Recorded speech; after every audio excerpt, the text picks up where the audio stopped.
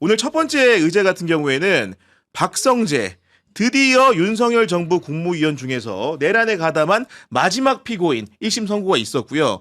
무려 징역 25년이 선고됐는데 우리 강수영 변호사 네네. 어떻게 보셨습니까? 역시 그 이진관 부장 구형보다 올려쳐주는 이게 우리의 마음을 시원케 해주는 그렇죠. 거거든요.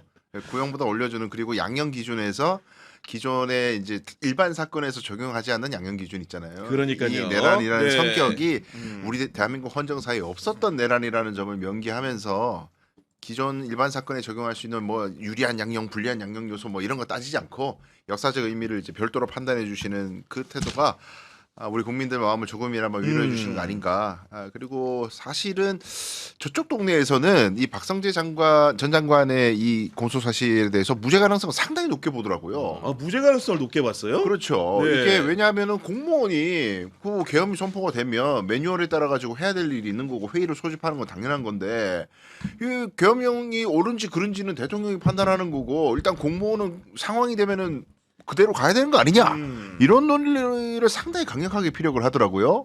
법원에서도 사실은 이제 조희대 대법원장이 또 비슷하게 또 회의를 또 주관했었고 하니까 회의 열어가지고 그 후속 조치를 지시한 것만으로 어떻게 내란 가담이냐, 내란을 계획을 함께한 것도 아닌데 너무한 거 아니냐 그런 논리를 했습니다만 특히 제가 봤을 때 박성재 장관은 법률 전문가이고 그렇죠. 내각에 있는 사람 중에 이거 뭐 일반 시민도 아는 계엄의 위법성을 그가 몰랐다는 것은 도저히 말이 되지 않는다. 맞습니다. 그 선언해 주셔서 너무나 당연한 판결 감사드린다 그러니까 말씀드립니다. 정말로 이진관 부장판사의 판결문 내용을 보니까 일단은 박성재 전 장관이 수행했던 임무의 중대성 부분을 강력하게 지적을 하고 있는데 어떻게 말했느냐. 특히 박성재가 수행한 임무는 윤석열이 정치적 반대 세력을 12.3 비상계엄 때 필수적으로 목적 달성을 하기 위한 조치였다. 자칫하면 국민기본권과 자유민주주의 질서에 반해서 독재 정치가 장기간 헤어나오지 못할 뻔했다. 간부회의에서 박성재는 위헌 위법성과 관련된 여러 의견이 제기됐지만 묵살을 했고 국회에서 비상계엄이 부결된 후에도 죄가 가볍지 않다. 이렇게 판단한 겁니다, 지금. 그렇죠.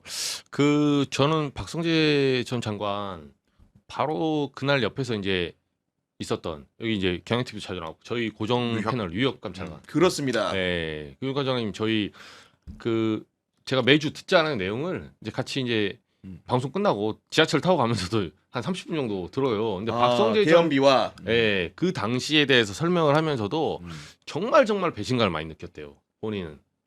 박성재 전 장관의 그 당시 태도. 그러니까 본인이 사표를 내니까 딱 나가 짜증나듯이 여러 사람 다 앉아 있고. 그렇죠. 그러니까 이 순치된 이 무기력하고 순치된 정말 무능한 우리 사회의 엘리트 집단이라는 사람들의 민낯을 본 날이에요. 다 1급입니다. 거기. 다 차관급이고. 법무부는 차관 더 많잖아요. 다 앉아 있는 거예요. 계엄 터져서 법무부가 관할하고 있는데. 근데 본인이 사표를 내니까 그렇게 하세요. 이렇게 하면서 화냈다고 하더라고요. 촉반하장으로. 야, 그랬구나. 네, 하다못해 유역감찰관한테 자네 좀 앉아보게. 이 사안이 지금 이렇게 됐는데 나도 상황을 잘 모른다. 나도 법무장관으로서 뭐 말도 안 되지만 교정이나 뭐 출입국 관리소 이런 걸 관리해야 되는 최소한의 의무가 있지 않는가. 이렇게 설명했으면 본인도 조금 헉하더라고요. 나도 앉아서 얘기를 들어보지 않았을까 하는. 근데 딱 태도 자체가 그때부터 주요 임무 종사에 바로 그냥 공범이에요, 사실상. 그 태도를 보인 거고. 그리고 법원에 작년 2020년 10월 11일 영장 2번 기각됐잖아요. 다른 사람들 다 밟고. 이상민은 뭐하러 구속됐습니까? 박성재에 비하면 아무것도 아니지. 근데 제가 그 두 번의 그 기각된 걸 보고 이거는 법적 카르텔이 있는 거 아닌가 하는 의심도 했었거든요. 박성재는 훨씬 더 중한 범죄를 저질렀어요.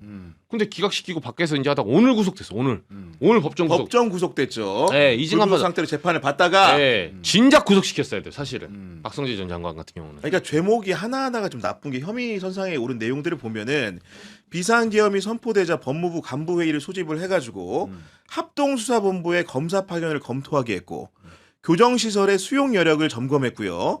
출국 금지 담당 직원들 출근을 지시해가지고 윤석열의 내란 범죄에 순차적으로 가담 혐의를 받고 있는 겁니다, 지금. 그렇죠. 생각해 보면 그 윤석열이 계엄을 해가지고 하고자 했던 게 이제 좌파 세력을 일소한다 그랬잖아요. 그 일소의 실천을 박성재가 하려고 한 거 아닙니까? 사람 잡아가지고 수사하고 어디 가두고 이런 것들을 한다는 것은 계엄의 그 상태를 내란의 상태를 지속시키는 핵심 요소죠, 이게. 한독수 같은 경우에는 막을 수 있는데 막지 못했다는 것에 방점이 있는 거고요. 아주 손쉽게 국무회의 같은 거 하지 않게 태업을 한다든가 뭐 장관들을 부르지 않는다든가 이런 그렇죠. 방식으로 네. 쉽게 막을 수 있는데 안 막았다 이 정도인데 박성재 범죄 사실은 그걸 넘어서 가지고 적극적인 실천 행위를 실행을 하고 지시를 했다는 거잖아요. 생각해 보면 박성재 장관은 정말 할 말이 없는 게 그날 개업날 당시에 대구에 있는 영남대학교 학생도 분기탱천해가지고 차 몰고 올라갔단 말이에요. 아, 그렇습니다. 네, 이 계엄은 잘못됐다는 생각에 밤새도록 운전해서 과속을 해가지고 올라갔단 말이에요. 직관적으로 알 수 있는 겁니다. 계엄이 잘못됐다는 건. 그럼 본인도 힘이 있잖아요. 대학생들은 힘이 없어서 장갑차를 손으로 막지만 본인은 이건 힘이 있기 때문에 그 사람들 그 날고 긴다는 법 잘한다는 대한민국에서 최고 엘리트들 모아놓고 우리가 봤을 때 이 계엄은 잘못된 건데 여기 우리 협력하지 맙시다. 역사의 죄인이 될 수는 없습니다. 그래서 일단 회의는 열었지만 우리는 지금 아무 결정도 하지 맙시다.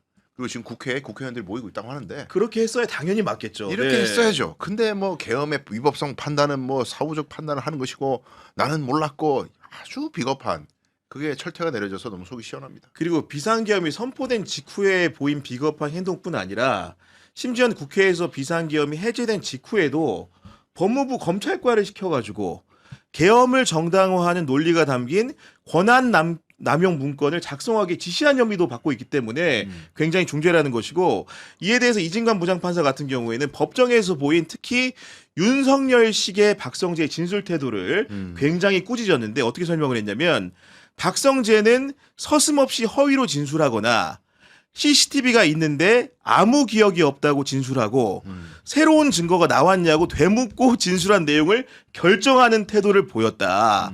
박성재는 신문 과정에서 변호인 물음에 대해 많은 책임감을 느끼고 국민에게 죄송하다고 진술했지만 앞서 박성재가 보인 태도에 비추어 박성재가 진정하게 반성하거나 국민 국가의 피해 회복을 도우려고 했다고 보이지 않는다. 이것이 바로 이진관의 판결 내용입니다. 그렇습니다. 그걸 이진관 부장판사께서 말씀 지적하시는 대로 이 범행의 경위라든가 이런 것들 처음부터 인정하고 자백하는 태도를 보였다면은 이 계엄을 둘러싸가지고 뭐 내란이냐 아니냐 이런 사회 갈등이 훨씬 적어졌을 거예요. 아, 그럼요. 네. 네, 박성재 장관이 핵심이었어요. 법무부 장관으로서 내가 돌이켜 보면 이건 명백히 잘못된 계엄이고 내란임에 의심의 여지가 없다. 내가 이렇게 가담하게 된 것을 부끄럽게 생각한다. 그랬으면은 그 집회 나와가지고 어쩌고 저쩌고 뭐 윤핵인 어쩌고 하는 사람들도 동력을 크게 상실했을 겁니다. 그럼요. 네. 그래놓고 재판까지도 공소사실 부인하고 계속 부인하다가 마지막에 돼가지고 그렇게 양념처럼 쓱 이렇게 무슨 약 바르듯이 뭐 책임을 통감한다. 말만 뭐 책임 통감하면 그게 반성입니까? 헌정질서 회복을 위한 어떤 노력도 하지 않았다는 거죠. 그리고 이제 이진관 부장판사 같은 경우에는 아까 이제 우리 강소연 변호사 지적을 해줬지만은 검사 생활을 굉장히 오래 한 공무원이거든요. 그렇기 때문에 누구보다도 헌법과 법률을 잘 아는 사람인데 이런 범행을 저질렀다는 점에서 어떻게 판단을 했냐?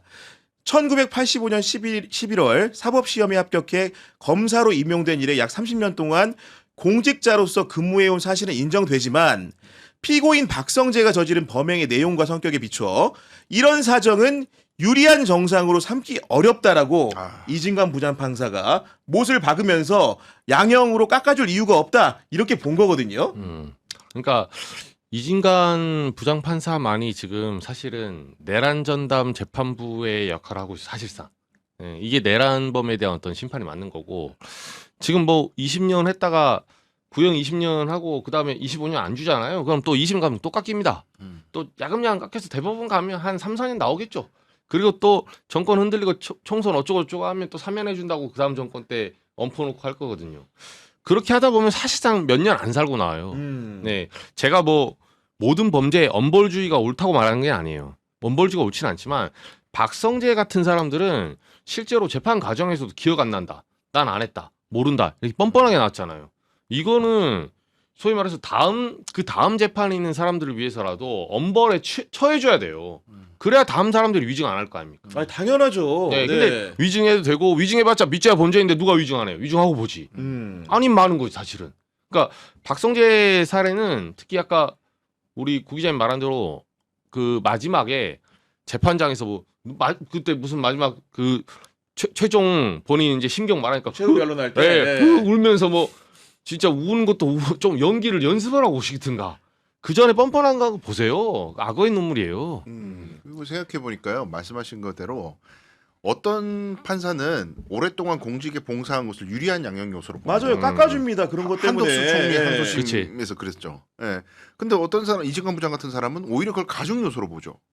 오랫동안 공직 생활했는데 그걸 몰라 이 사람아. 더 나쁜 놈이야 너는. 더 나빠. 네. 그렇게 오랫동안 일했는데 계엄이 위법하다는 걸 모른다는 게 말이 돼?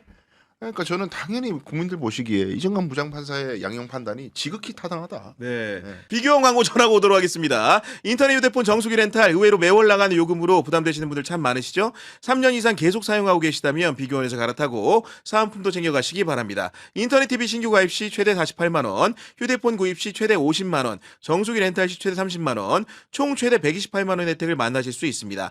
여기에 인터넷 가입하신 후에 쓰시던 휴대폰 알뜰폰 그대로 통신사 변경 시에는 최대 30만 원의 혜택을 받으실 수도 있습니다. 만약 현금 사은품 혜택을 원치 않을 경우에는 55인치 삼성 TV로 선택해서 받을 수 있습니다. 그리고 지원금이 타사보다 적다면 차액의 120%를 보장해드리는 비교원 보장제를 실시하고 있습니다. 또 개인정보 보안도 철저해서 지금까지 단 한 건의 보안 사고도 없었으며 8억 원 이상의 보증보험이 가입되어 있는 비교원입니다. 인터넷 TV, 휴대폰 정수기 비교는 비교원에서 하시기 바랍니다. 전화상담 1670-2571, 1670-2571 또는 검색창에 비교원을 검색하시고 상담 신청하시기 바랍니다.